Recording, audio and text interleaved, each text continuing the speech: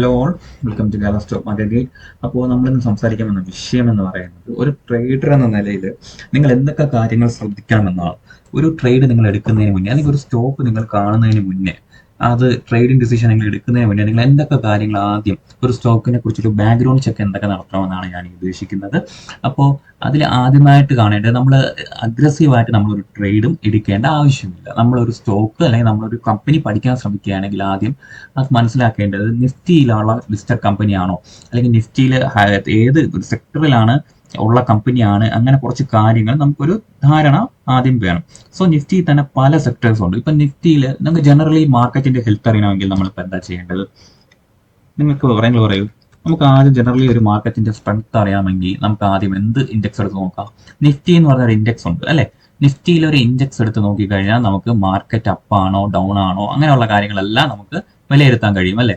നിഫ്റ്റിയിൽ ഇപ്പോൾ നിഫ്റ്റി ഏത് റേഞ്ചിൽ ട്രേഡ് ചെയ്യാം? 24,320 എന്നുള്ള റേഞ്ചിൽ ട്രേഡ് ചെയ്യാം. ഇപ്പൊ നിഫ്റ്റിയിലെ ഒരു സ്ട്രെങ്ത് അറിയണമെങ്കിൽ, മാർക്കറ്റിന്റെ ഓവറോൾ ഹെൽത്ത് അറിയണമെന്നുണ്ടെങ്കിൽ നമുക്ക് നിഫ്റ്റി എന്നുള്ളൊരു സെക്ടർ ഉണ്ട്. മറിച്ച് നമ്മളൊരു ബാങ്കിങ് സ്റ്റോക്ക് ആണ് എടുത്ത് നോക്കുന്നത്, വാങ്ങാൻ നോക്കുന്നത്. ബട്ട് നമ്മൾ ഉടനെ കയറി വാങ്ങുന്നതിന് മുന്നേ നമ്മൾ എന്താണ് ആദ്യം ചെയ്യേണ്ട കാര്യം?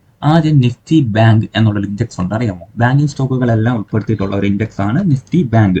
അപ്പൊ നമുക്കൊരു സ്റ്റോക്ക് വാങ്ങുന്നതിന് മുന്നേ അതിന്റെ ഇൻഡെക്സ് ഒന്ന് ചെക്ക് ചെയ്യുന്നത് വളരെയധികം ഹെൽത്തി ആയിട്ടുള്ള ഒരു കാര്യമാണ്. സോ ഇപ്പൊ നമുക്ക് നിഫ്റ്റിയിൽ അല്ലെങ്കിൽ ഒരു സ്റ്റേറ്റ് ബാങ്ക് ഓഫ് ഇന്ത്യ ആണ്, അല്ലെങ്കിൽ HDFC ബാങ്ക് ആണ്, ICICI ബാങ്ക് ആണ്, ആ വാങ്ങുന്നതിന് മുന്നേ നമുക്ക് ജസ്റ്റ് ഇൻഡെക്സ് എങ്ങനെ പെർഫോം ചെയ്യുന്നു, ആ സെക്ടർ എങ്ങനെ പെർഫോം ചെയ്യുന്നു എന്നൊന്ന് നോക്കുന്നത് വളരെ നന്നായിരിക്കും അല്ലേ. അപ്പൊ നമുക്ക് വേണമെങ്കിൽ ഇൻഡെക്സിൽ എടുത്ത് നോക്കി നമുക്ക് ചാർട്ട് വരയ്ക്കാം, ട്രെൻഡ് ലൈൻസ് വരയ്ക്കാം, അല്ലെങ്കിൽ സപ്പോർട്ട് റെസിസ്റ്റൻസ് വരയ്ക്കാം.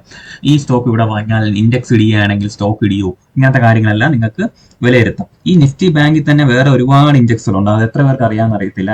നിഫ്റ്റിയിൽ തന്നെ ബാങ്കിൽ തന്നെ ഇതിൽ ഉൾപ്പെട്ടിട്ടുള്ളതാണ് നിഫ്റ്റി PSU എന്നുള്ളൊരു ഇൻഡെക്സ് ഉണ്ട്. അതായത് PSU കമ്പനികളുടെ ഇൻഡെക്സ് ആണ് നിഫ്റ്റി PSU ബാങ്ക് ഇൻഡെക്സ്. അത് വേറെ രീതിയിലാണ് പെർഫോം ചെയ്യുന്നത്, കണ്ടില്ലേ? നിഫ്റ്റി ബാങ്ക് ഒരു കൺസോൾട്ടേഷൻ അല്ലെങ്കിൽ ഡൗൺ ട്രെൻഡ് കാണിച്ചപ്പോഴത്തേക്കും നിഫ്റ്റി PSU ബാങ്ക് ഒരു ബ്രേക്ക് ഔട്ട് കാണിച്ചു. അപ്പൊ അതുകൊണ്ട് എന്താണ്, അപ്പൊ നമുക്ക് ഒരു സൂചന നൽകുകയാണ് നിഫ്റ്റി PSU റിലേറ്റഡ് സ്റ്റോക്സ് കുറച്ച് പെർഫോം ചെയ്യാൻ സാധ്യതയുണ്ട്. സോ നമുക്ക് ആ സ്റ്റോക്സ് ഫോക്കസ് ചെയ്യാമെന്ന് നമുക്ക് നിഫ്റ്റി PSU ബാങ്ക് ഇൻഡെക്സ് നോക്കുമ്പോൾ നമുക്ക് കുറച്ചൊക്കെ മനസ്സിലായി കാണും അല്ലേ. സോ അപ്പൊ നമ്മൾ സെക്ടർ അനലൈസ് ചെയ്യുക എന്നുള്ളതാണ് കുറച്ചും കൂടെ ഇമ്പോർട്ടൻ്റ് ഒരു കാര്യം. പിന്നെ നമുക്ക് നോക്കാം, നിഫ്റ്റിയിൽ തന്നെ പല ഇൻഡെക്സുകൾ ഉണ്ടെന്നുള്ള കാര്യം ഇവിടുത്തെ പല ട്രേഡേഴ്സും ശ്രദ്ധിക്കാറില്ല എന്നുള്ളതാണ് കാര്യം. ഇപ്പൊ നോക്കാം, നിഫ്റ്റി പ്രൈവറ്റ് ബാങ്ക് ഇൻഡെക്സ് എന്ന് പറഞ്ഞ ഇൻഡെക്സ് ഉണ്ട്. നോക്കിയാൽ പ്രൈവറ്റ് ബാങ്ക്സ് നോക്കാനാണെങ്കിൽ അതിന് വേണ്ടിയിട്ട് ഒരു പ്രത്യേക ഇൻഡെക്സ് മാർക്കറ്റിലുണ്ട്. സോ എത്ര പേര് അങ്ങനെ നോക്കാറുണ്ട്? നമ്മളൊരു പ്രൈവറ്റ് ബാങ്ക് അല്ലെങ്കിൽ HDFCയോ അങ്ങനെ ഏതെങ്കിലും ICICIയോ അങ്ങനെ ഏതെങ്കിലും ഒരു പ്രൈവറ്റ് ബാങ്ക് നോക്കുന്നു. അപ്പൊ നമ്മൾ അതിന്റെ ഇൻഡെക്സും കൂടെ ജസ്റ്റ് ഒന്ന് വാച്ച് ചെയ്യണമെന്ന് ഇതേപോലെ എത്ര ട്രേഡേഴ്സ് ശ്രദ്ധിക്കാറുണ്ട്? സോ നിങ്ങൾ കണ്ടില്ലേ, നിഫ്റ്റി പ്രൈവറ്റ് ബാങ്ക് ഇൻഡെക്സ് എന്ന് പറഞ്ഞ കാര്യമുണ്ട്, നിഫ്റ്റി ഫിനാൻഷ്യൽ സർവീസ് ഉണ്ട്, Nifty financial services X bank എന്ന് പറഞ്ഞൊരു ഇൻഡെക്സ് ഉണ്ട്. അങ്ങനെ പലതരത്തിലുള്ള ഇൻഡെക്സുകളുണ്ട്. IT തന്നെ നോക്കാം, IT ആൻഡ് ടെക് നോക്കാം. നിഫ്റ്റിയിൽ ഒരു IT കമ്പനി അല്ലെങ്കിൽ ഇൻഫോസിസ് അല്ലെങ്കിൽ TCS എന്ന് പറഞ്ഞ കമ്പനി നിങ്ങൾ വാങ്ങുകയാണ്. അപ്പൊ നമുക്ക് വേണമെങ്കിൽ ആ കമ്പനിയെ കുറിച്ച് പഠിക്കുന്നതിന് മുന്നേ നമുക്ക് ബേസിക്കലി നോക്കാവുന്ന ഒരു കാര്യം എന്താണ്, നിഫ്റ്റിയുടെ IT ഇൻഡെക്സ് എങ്ങനെ പോകുന്നു എന്നുള്ളതാണ്. കണ്ടോ, നിഫ്റ്റിയുടെ IT ഇൻഡെക്സ് എടുത്ത് നോക്കാം. നമുക്ക് ഓവറോൾ ഒരു IT ഇൻഡസ്ട്രിയുടെ പെർഫോമൻസ് നോക്കിയിട്ട് ആ സ്റ്റോക്ക് വാങ്ങണോ വേണ്ടേ എന്നുള്ള കാര്യം കൂടെ ഡിസൈഡ് ചെയ്യാം.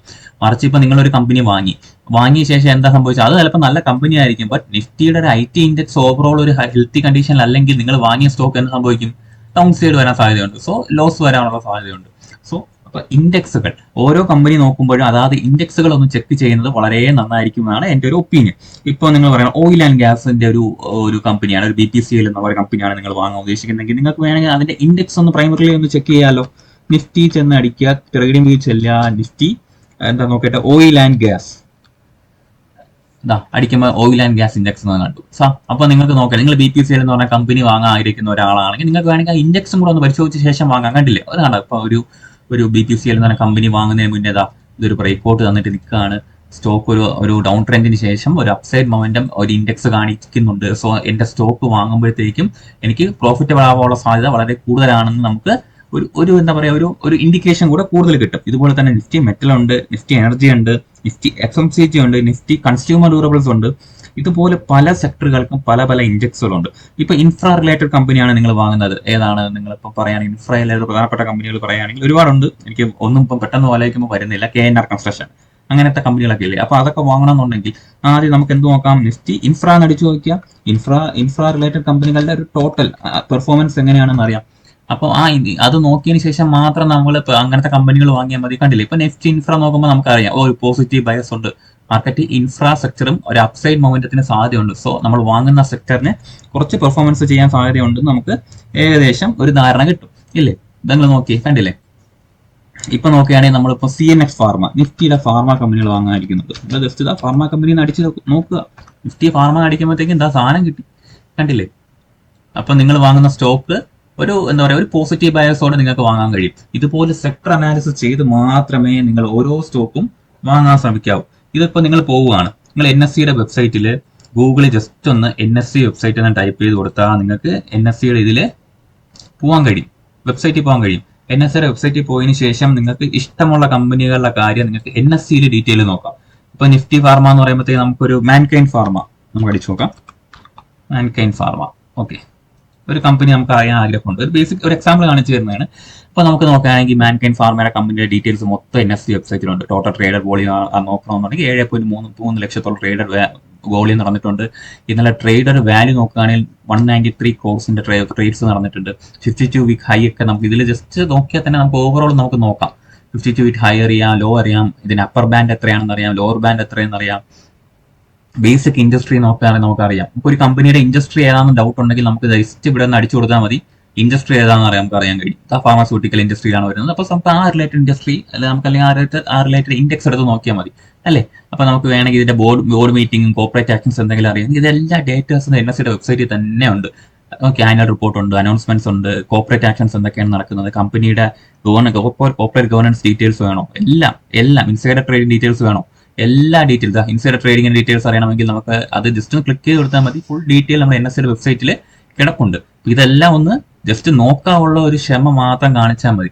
നമുക്ക് വേറെ എന്തൊക്കെ ഹിസ്റ്റോറിക്കൽ ഡേറ്റ എന്ന് നോക്കേണ്ട, ഇതിന്റെ OA ഡീറ്റെയിൽസ് അടക്കം ഇവിടെ കിടപ്പുണ്ട്. ഓക്കെ, പിന്നെ ട്രേഡ് ഇൻഫർമേഷൻ തന്നെ നമുക്ക് എടുക്കാം.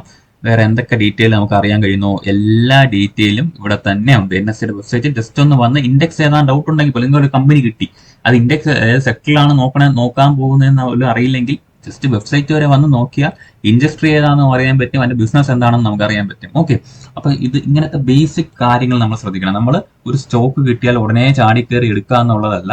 ആദ്യം അതിന്റെ ഇൻഡസ്ട്രിയിലെ ഏതിന്റെ പെർഫോമൻസ് നോക്കണം, അതിന്റെ അതായത് ആ ബിസിനസ് ചെയ്യുന്ന സിമിലർ ആയിട്ടുള്ള കമ്പനികളുടെ പെർഫോമൻസ് നമ്മൾ നോക്കിയതിന് ശേഷം മാത്രമേ നമ്മൾ ആ ഒരു ട്രേഡ് ഇനിഷ്യേറ്റ് ചെയ്യാൻ പാടുള്ളൂ. ഓക്കെ, അപ്പം ഈ ഒരു വീഡിയോ എല്ലാവർക്കും ഹെൽപ്ഫുൾ ആയെന്ന് വിശ്വസിക്കുന്നു. വളരെ ട്രേഡിംഗിൽ നമ്മൾ ശ്രദ്ധിക്കേണ്ട ഒരുപാട് കാര്യങ്ങളുമായിട്ടുള്ള വീഡിയോസ് ഞാൻ ഇനിയും വരുന്നതായിരിക്കും. ഓക്കെ, അപ്പോൾ താങ്ക് യു.